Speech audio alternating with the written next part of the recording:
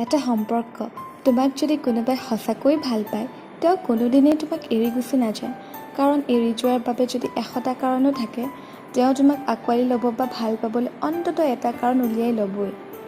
অৰ্থাৎ তেওঁ জানে যে তোমাৰ অবিহনে তেওঁ জীয়াই থাকিব নোৱাৰে। তেওঁ তোমাক বহুত ভাল পায়, সেয়েহে হয়তো সন্দেহো বহুত কৰে। ইয়াৰ অৰ্থ এইটো নহয় যে তেওঁ তোমাক বিশ্বাস নকৰে, ইয়াৰ কাৰণ সেইটোহে যে তেওঁ তোমাক হেৰুৱাব নিবিচাৰে। এটা সম্পৰ্ক ধৰি ৰখা বহু কঠিন। সেই সম্পৰ্ক ধৰি ৰাখিবলৈ দুয়ো যে কিমান ত্যাগ কৰিব লাগে ভাল সম্পৰ্ক থকাজনেহে জানে। তেওঁৰ দৰে তুমি হোৱা, তেওঁৰ প্ৰতিটো ভালপোৱাক আঁকোৱালি লোৱা, তেওঁক খঙত পৰা গালিবোৰকো কবিতাৰ ভাষাৰে নৰূপ দিয়া।